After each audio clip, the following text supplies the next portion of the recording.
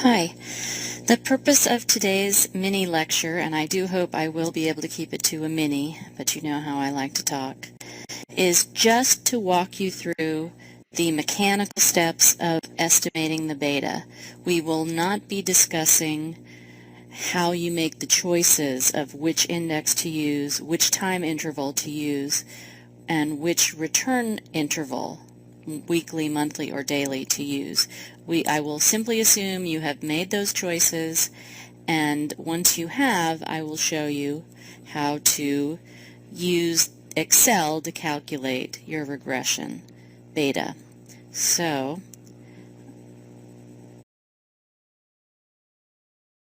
I'm just going to go right here to one of the last slides in this lecture.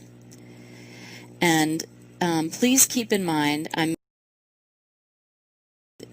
we are all doing this. Each of you will do the beta for your company, and you will use that beta as a number for comparison, just like your financial statement ratios amongst your group.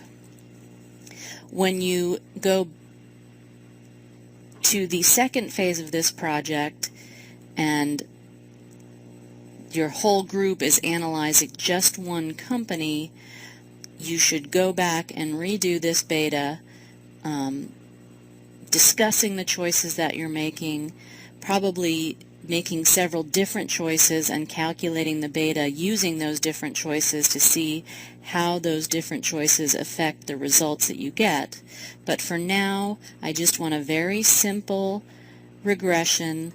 You're going to use the data that I tell you to use, or at least I don't care about the source of data. I just want you to use the same, to make the same choices that I'm making, so that we are all consistent in the sources that we use.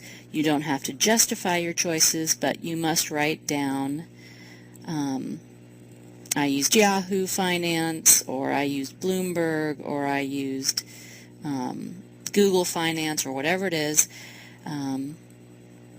I used monthly returns, I used the S&P 500 index, etc. So, the first step in any beta regression is to get your stock prices and your index prices and calculate those returns. And as I've said, for this simple beta, we're all going to use the same index, data period, and return interval, the S&P 500, a 5-year data period, and a monthly return.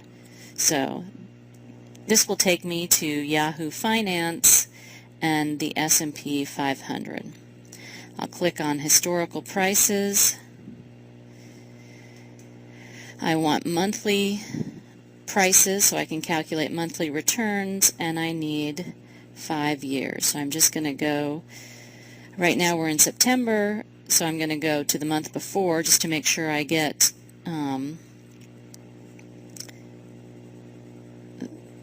what I need, and I'm going back 7 years. I'm sorry, 5 years to 2007 in this case. Okay, I've got my monthly prices now. As you know, since we're doing the S&P 500 and not a stock, the adjusted close and the close are the same, so it doesn't matter which one you take. I can hit download to spreadsheet and it will put it on an Excel file for me. So now I have my adjusted close for the S&P. I'm just going to add a row here so that I can label this so there's no confusion about what is what. Okay, so there's my S&P, and now I'm going to go back to Yahoo and get prices for my stock. I'm going to go with Microsoft in this case because I know that none of you are using it, at least this semester.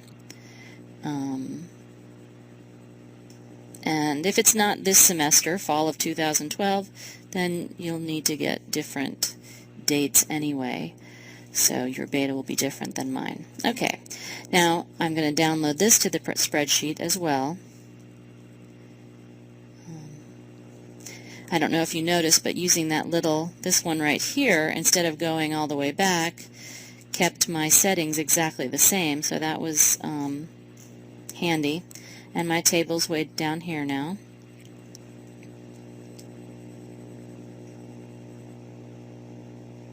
Somewhere, there we go.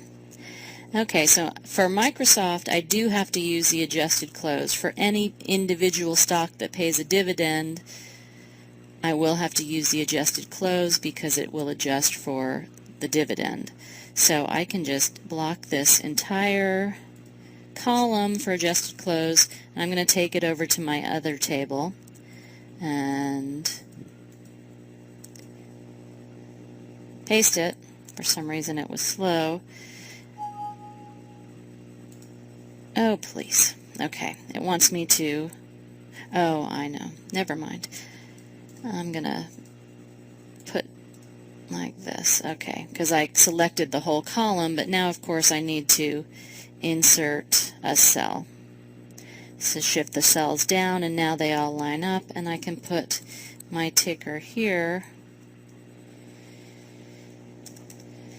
to remind me of which is which. Okay, now I'm going to calculate my returns.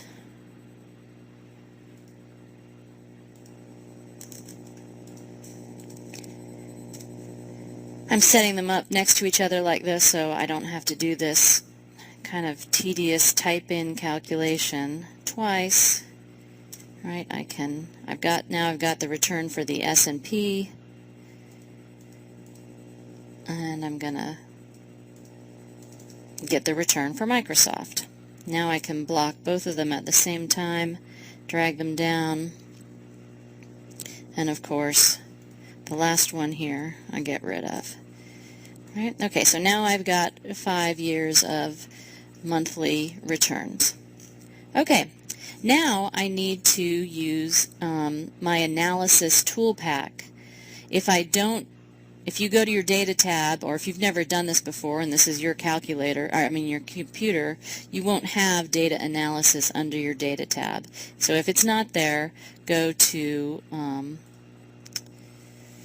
File, Options, and Add-ins. And I'm not sure if it's always there like that as the first thing, but you'll be looking for Analysis Tool Pack. So click on that and hit Go. I'm not going to do anything because it's already there, so I'll hit Cancel, but you of course will need to hit OK. And then it should show up under your Data tab over here, Data Analysis. So click on that, and you're looking for regression. These things are alphabetized, so here it is, regression.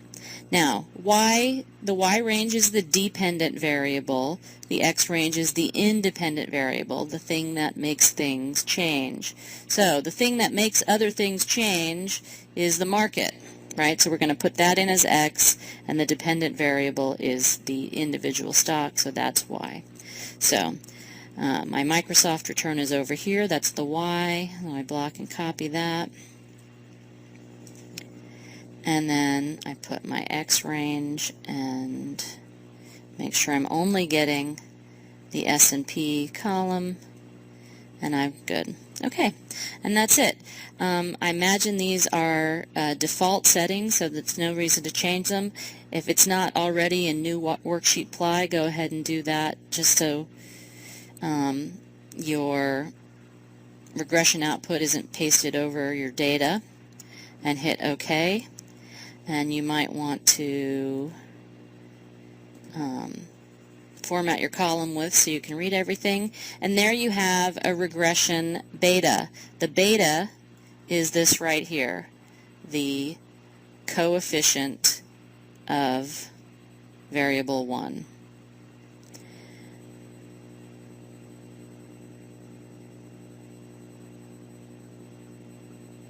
You can see that there is also an upper and lower bound, which basically means that a range of the likely beta for this firm based on the data is between 0.72 and 1.27.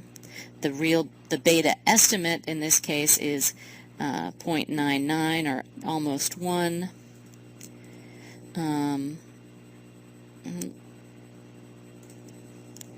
Let me pull that up again just to make sure that the data went in properly.